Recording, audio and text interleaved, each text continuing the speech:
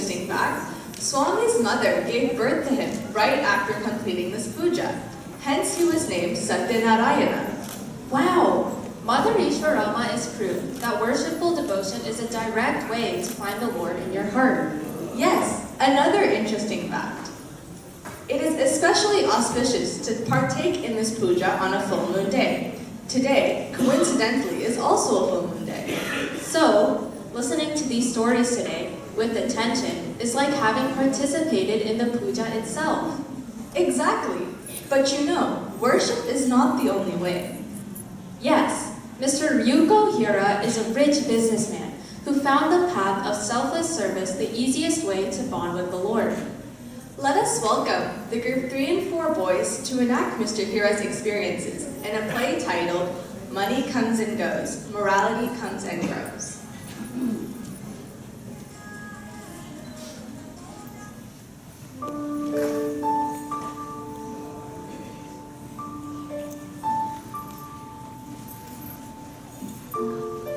Each of us has a personal connection to divinity, from our heart and Mother Sai's heart.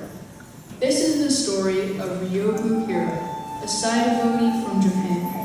It illustrates Sai's love for humanity and how what matters to him is a pure heart and nothing else. Ryoku Hira was born Kamlesh Punjabi in India in the 1940s. He migrated to Japan in his youth and built a successful hotel business.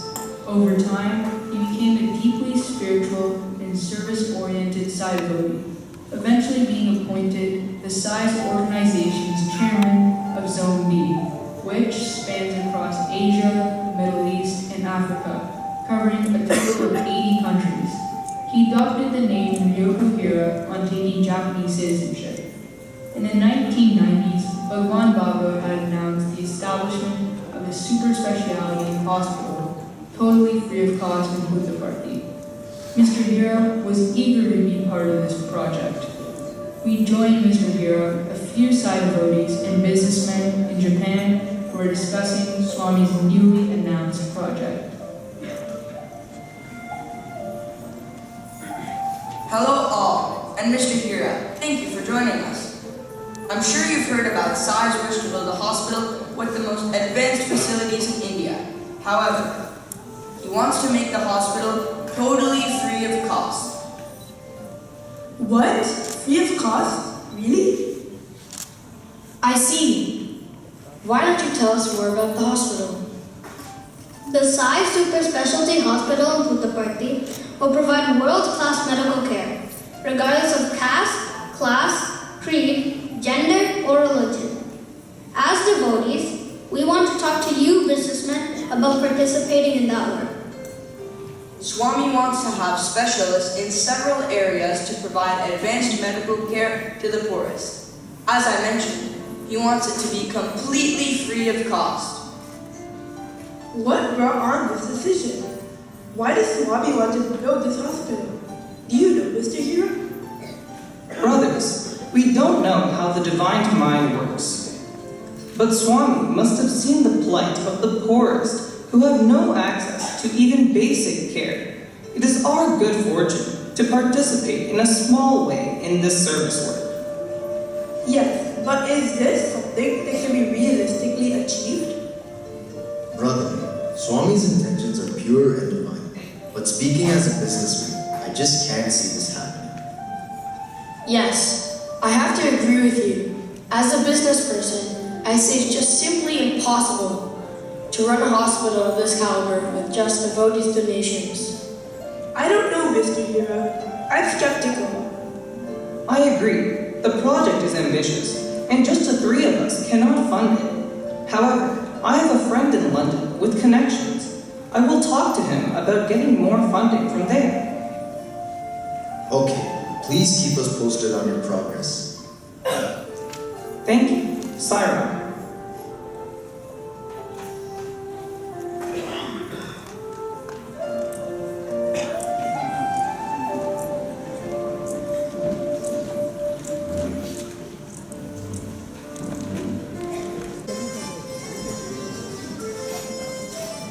Mr. Hira traveled to London and was granted an opportunity to speak to some philanthropists about Swami's hospital and other service projects.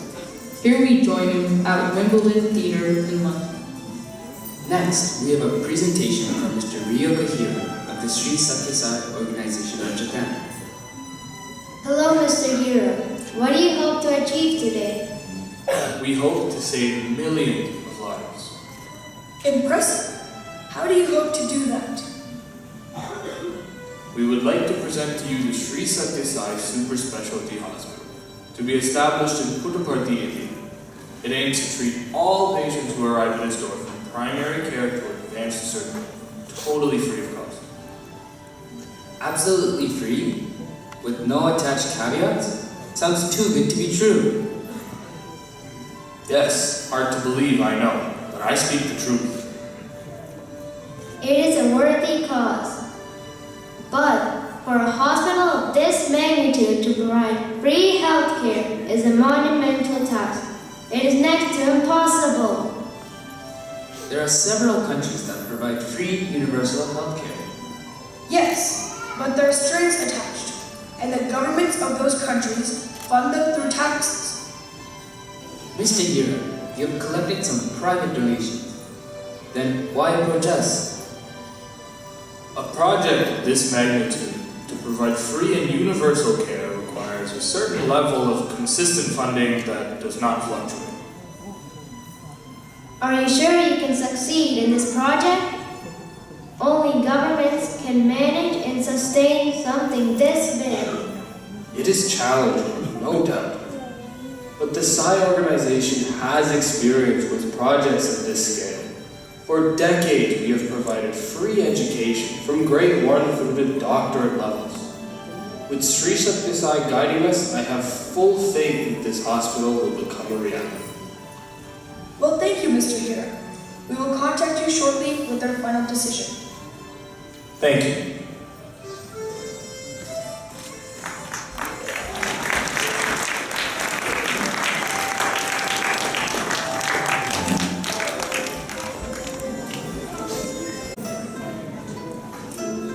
Mr. Hira returned home to Japan.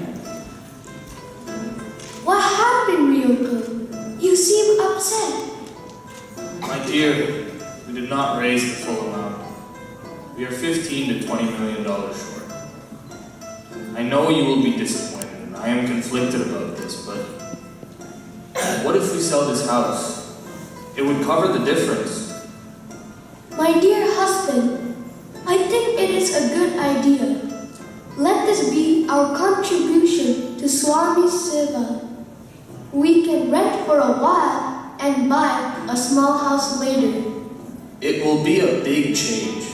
Thank you for supporting me. I have asked our real estate agent to come right away to assess the property.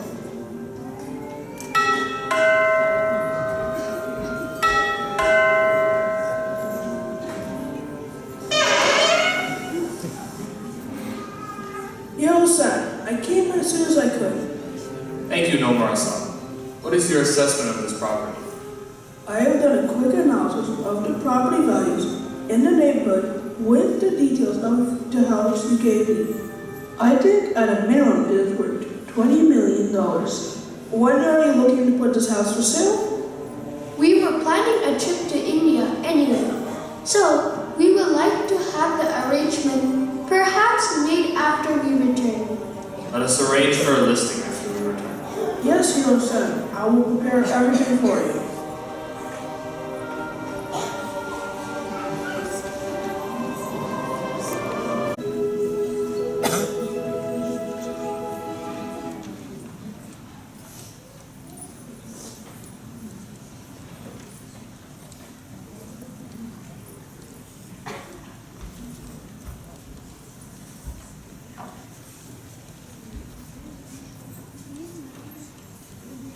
A few months later, Swami was with some devotees and students in Puttaparthi. Construction was proceeding at a feverish pace to complete the hospital and perform the first surgery within 1 year of the announcement.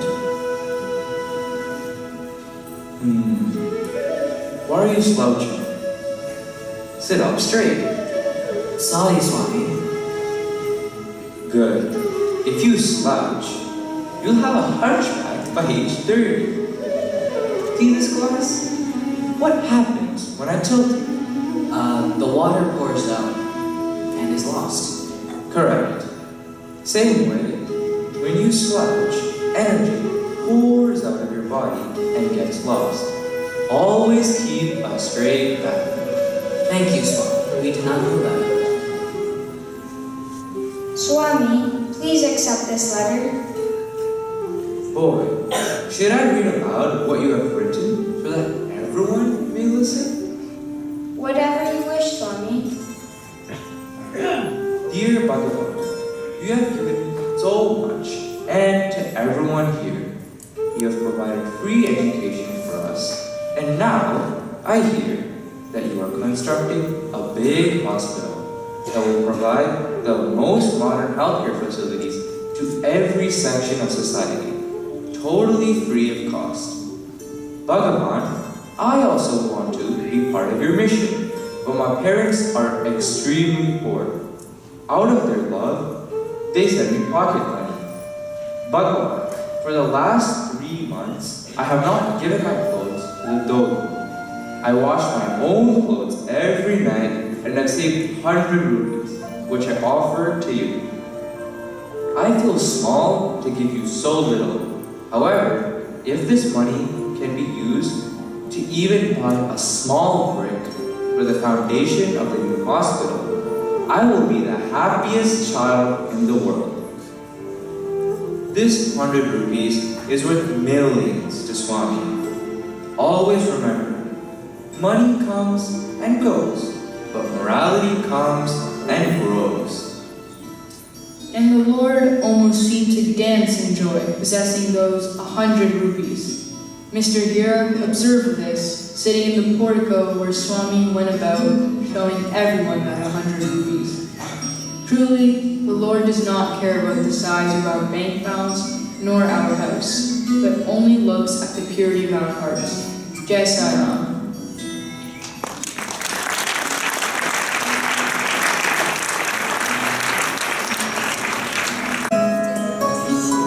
Wow, what an amazing story. Mr. Hero is so lucky to have been able to create that bond with Sai through his charity work. Now, I'd like to take a moment to talk about something very unique about our Saicenter. I want to direct your attention to these paintings on the sides of the stage. Let us take a moment to appreciate them.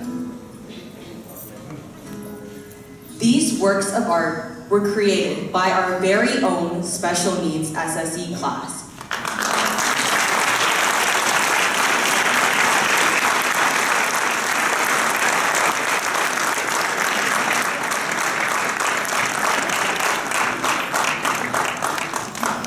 Each child was given the theme, love and light, and asked to express themselves artistically. Now, let us watch a short clip on their artistic process.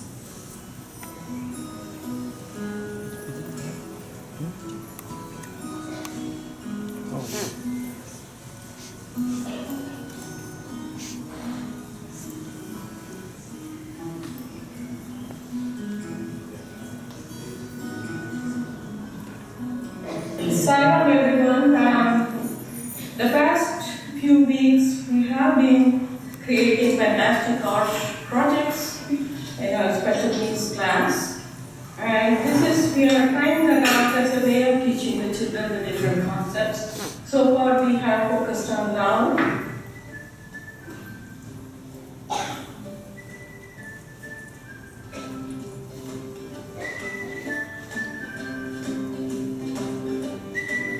now the multi-layered processes like painting, gluing, cutting and pasting, and then finally putting their signature in the art piece. And this is one way of communicating it. And while we are doing this, we are also singing, and that creates a different kind of energy in the class. And not only for the children, but also for the entire team of the gurus and the parents as well. Ananda, Ananda.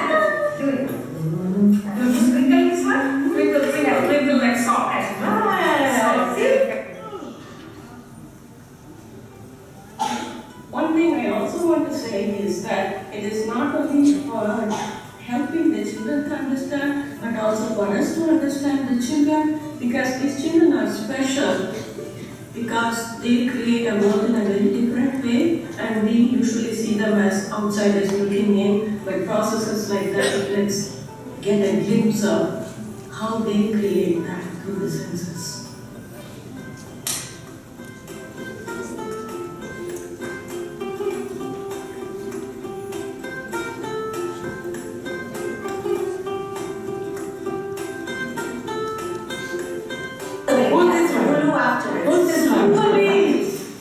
You made that! Wow, so thank you, Sarah.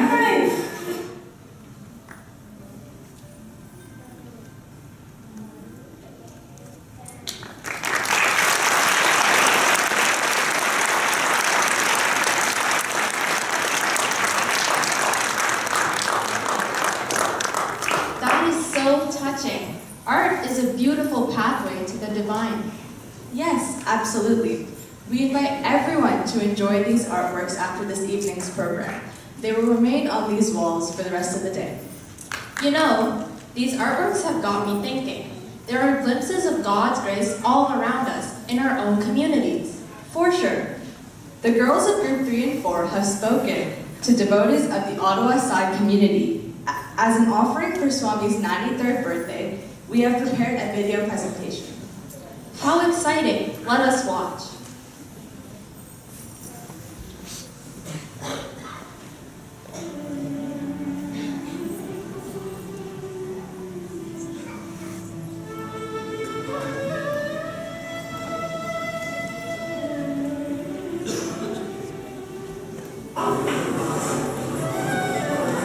Over the last couple of weeks, Group 3 and 4 girls introduced multiple side devotees. They opened up to us about their hardships and struggles and how Swami impacted their lives.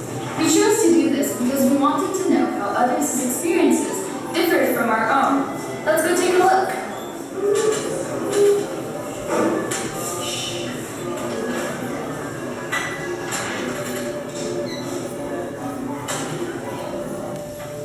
Alright, the first main question is what essentially drew you to Swami's fold? So I understand that you started off here, but what continued to bring you back? Sure. I mean, of course, what drew me was, hey, my parents said, hey, we're going to start going to these classes. And, as a kid, you just carry on as what your parents say.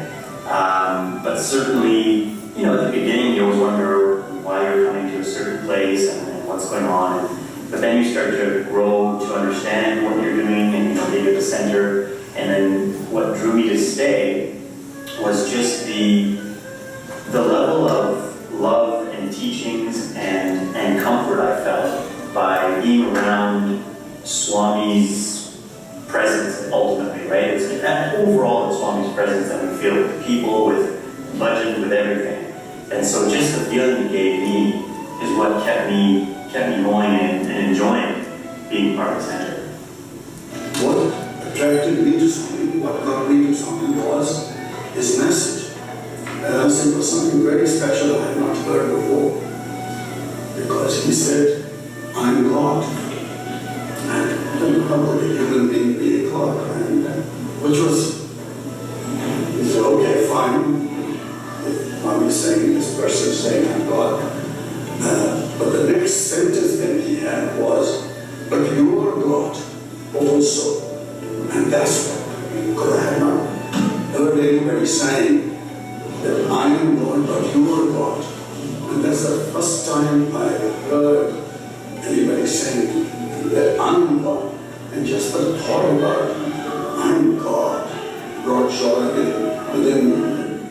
The principle of unity, I think that is something that we are not particularly taught in other societal environments, this idea that we're all fundamentally equal, and no matter what path we choose, despite the apparent differences, there is one driving force, that we are all, seeking the same God, regardless of what form that takes. I think that has, completely shaped who I am today.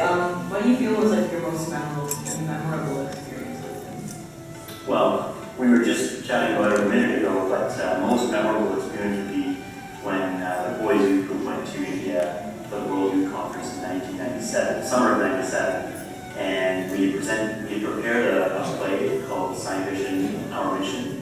And we were hoping to present it in front of Swami. We didn't. At that time, we weren't able to present it with him. However, you know, I can't say I was disappointed with the trip because the experiences we felt and had at that time with Swami were amazing. And of course, we had an interview with Swami, which was just amazing. Being able to spend time in a room about this size, just with us and Swami for a little while, and just chatted with each one of us.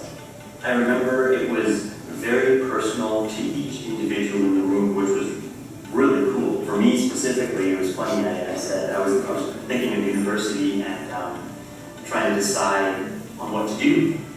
And I said, Swami, you know, what should I do in university? You know, what should I do? He said, do dance.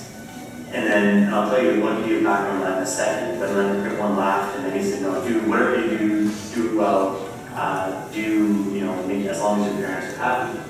The background on the dance, why it was funny is because I used to be on stage at school all the time doing dances.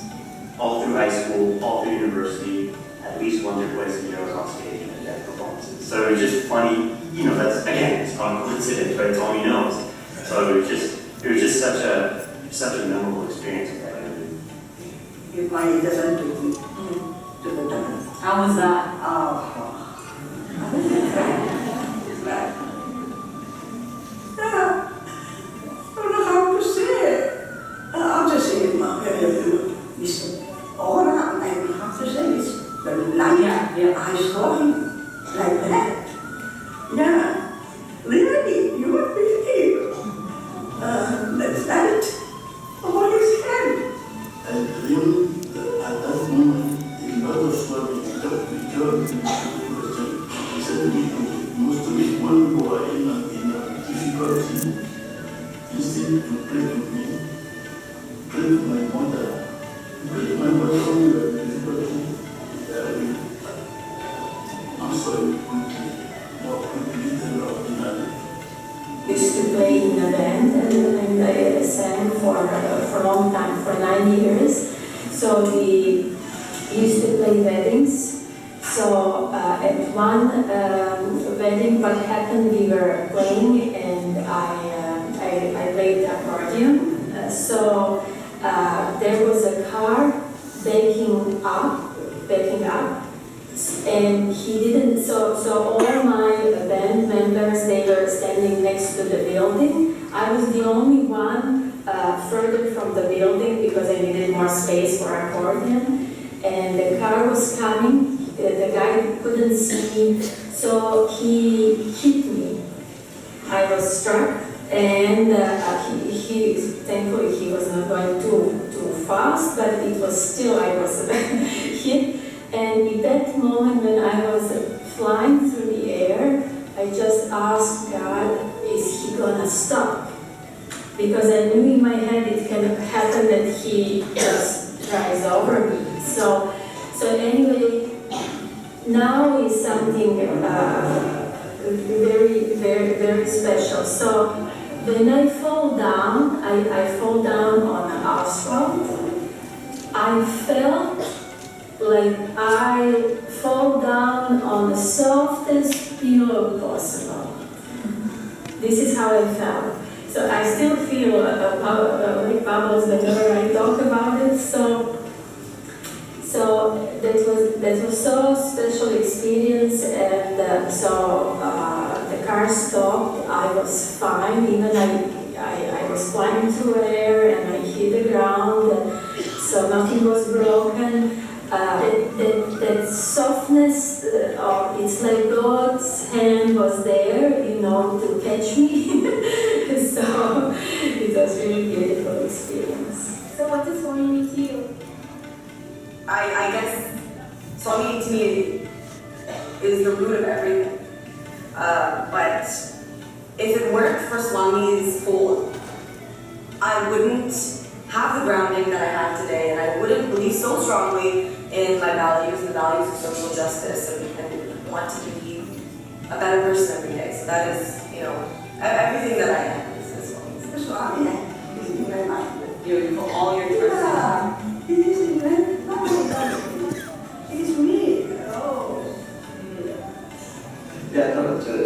Swami is more so a message that I think we should all live by.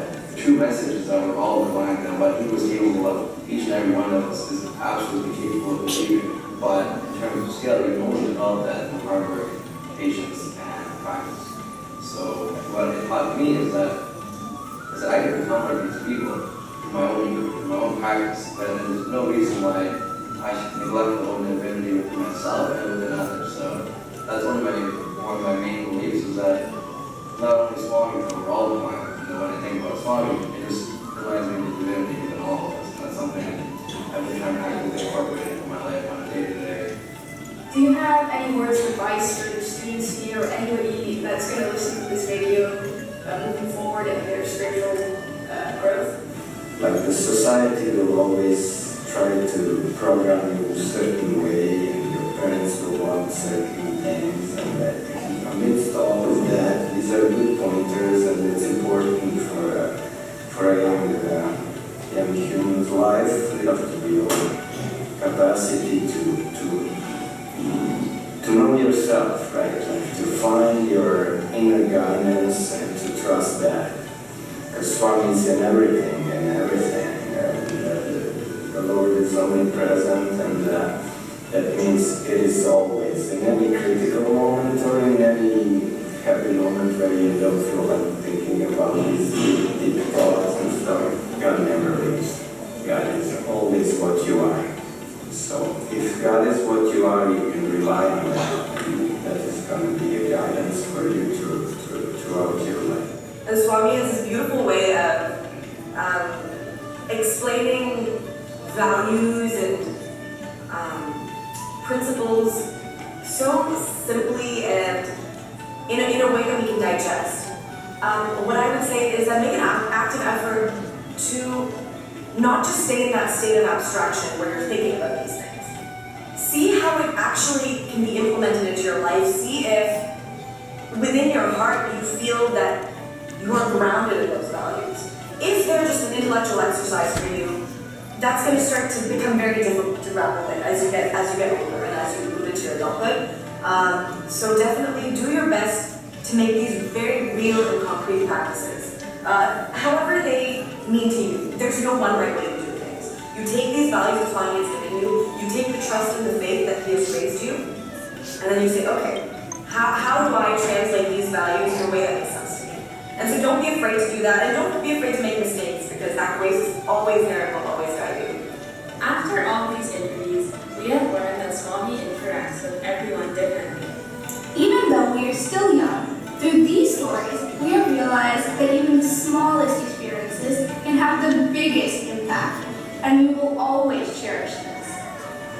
Jai Sai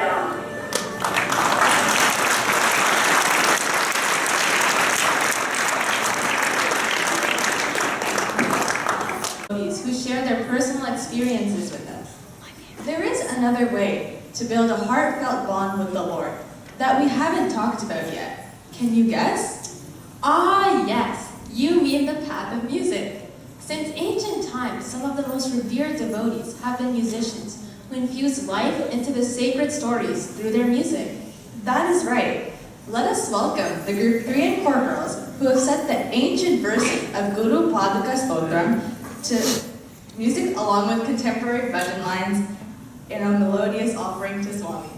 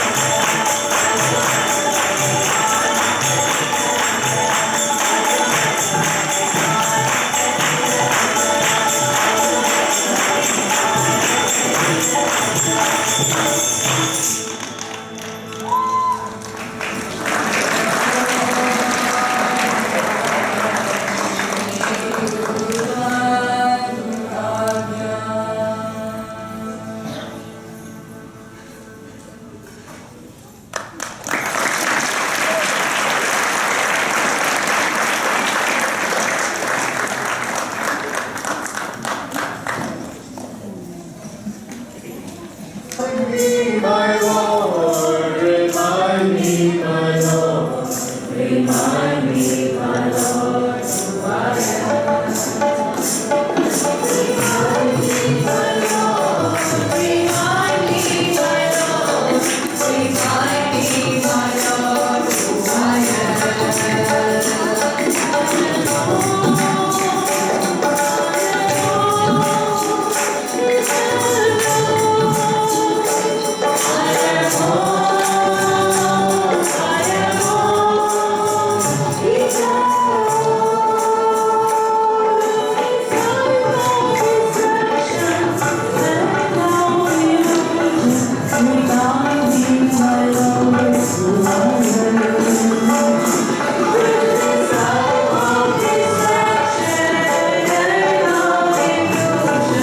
remind me, my Lord, who I am.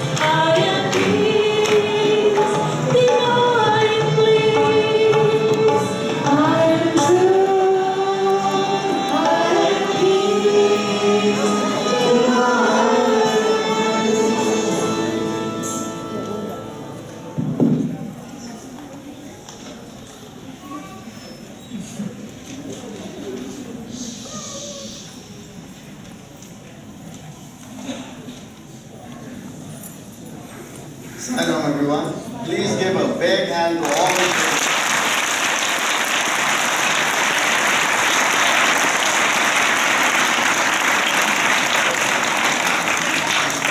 theme as you heard many times through the program was heart to heart. And as coordinators and gurus, we gave that theme to the children, each group, and we asked them to think about what they want to present, what they think of when they hear that heart to heart. So especially all the older kids, everything they did was what they did. The gurus guided them, but mostly this program was put together through the ideas and through the initiative of the children. I think they did very well.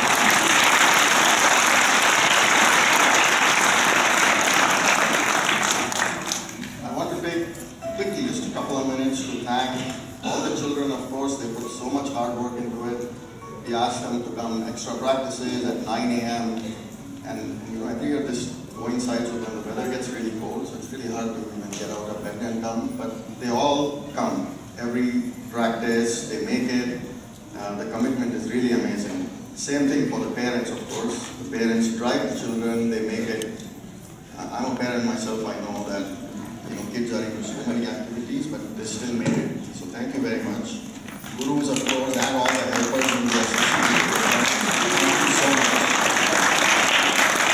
The audio team and the props team, like every year they work late into the night to get all the program together.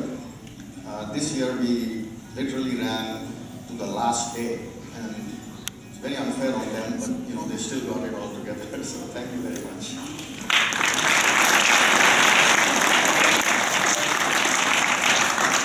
In the kitchen, we have such an amazing team in the kitchen who prepares snacks and food for the children. We have 108 children in our SSC program this year, by the way, 108, including the special needs children. That's a lot of kids to get in and out every time we have practices or SSC classes, and we have so much amazing support that way from the kitchen. Thank you.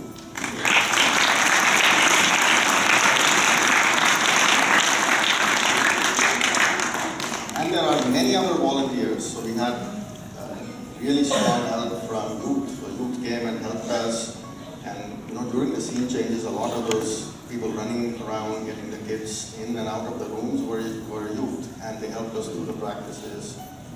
Many other volunteers, thank you all. And also thank you to Brother Soti, our president.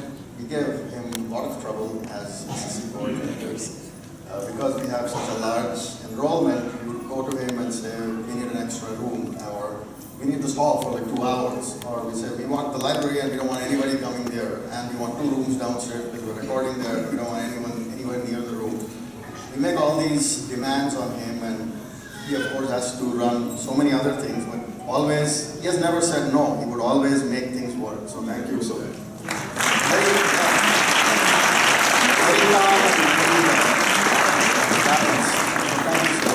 And thank you to the trust. We have really good support from the trust as well. The SSC program wouldn't run without them.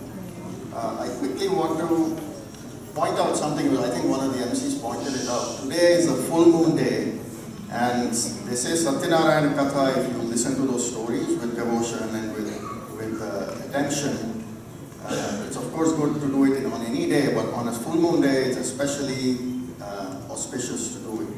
So by sitting through the stories, I hope you all paid attention. I'm not sure I did, but fully. But anybody who has paid full attention to those stories, it's like having sat through the full Satyanarayana Katha on a full moon day. So it's doubly auspicious, and I believe it is also Guru Purab today, which is Guru Nanak Dev's birthday, which is the founder of the Sikh religion. So it just happens, the full moon that changes every year based on the lunar calendar, but this year it falls on November 23rd. So this day is special for many reasons, and thank you all for being here and celebrating that day with us. I want to give kids just a quick note that before you leave, I think we have some chocolates for the children, so please find one of us and get your chocolates before you leave. And of course, there is no SSC on Sunday, so enjoy the day off.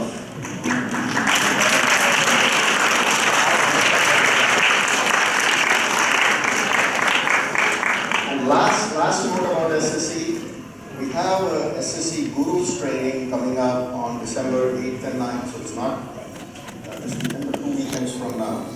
And that's for anybody who wants to be a helper, who wants to be a guru, who might not even be sure if they just want to come and check it out. It's a good time to just spend 1 weekend and go through that Guru's training. It's a day and a half, all day Saturday or half day Sunday. So if you are considering helping in some capacity, please sign up for that Guru's training because we can use the help. As I said, there's 108 children, and it takes a lot of volunteer effort to make the program go every year. So that's December 8th and 9th. So thank you very much again. Sorry. The lotus feet, the lotus feet of the Lord. I surrender to side, to side, to side, to Bhagavan Sattva.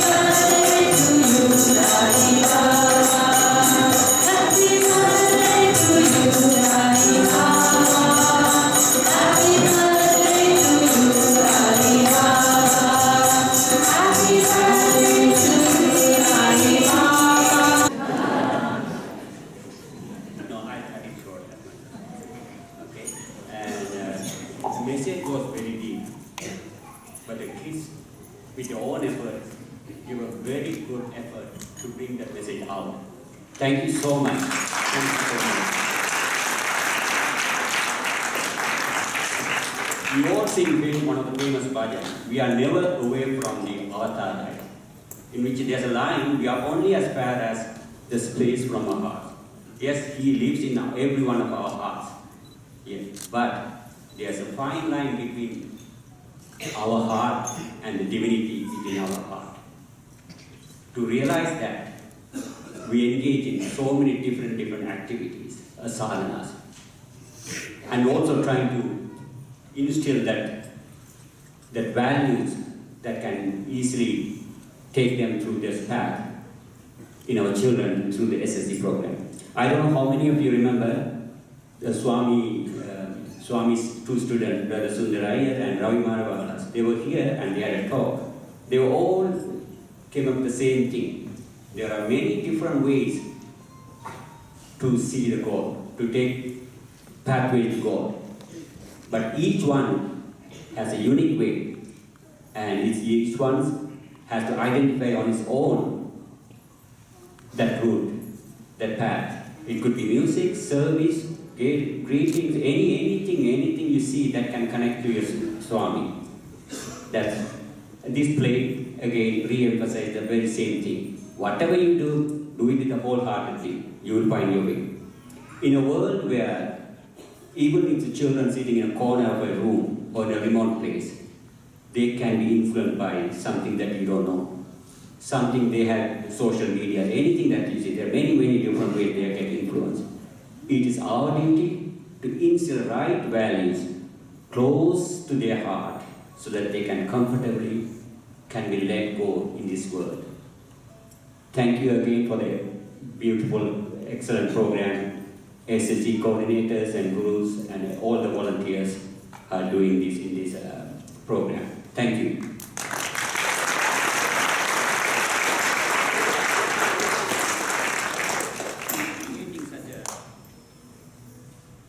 In creating an environment so that they can easily learn all these values, parents, gurus, volunteers, and everyone come together, play different roles. And in this process, we also learn. It's not just them. We let them learn, create an environment, and we also transform ourselves. It's also an opportunity to transform. And thank you, all of you. I don't want to take into it. There are so many different activities coming into play to run this kind of program with 108 more than children and 22 Vidya Visha services, 8 Shepherd of Good Hope, and special needs children. And there are so many other activities, maintaining facilities, so many different roles, and endless, there are many different ways. All of you, with your honest effort from your heart, that's what matters the most. That's what makes it big difference. That's what brings this kind of program possible, and that's why I cannot say no to any one of you. Thank you.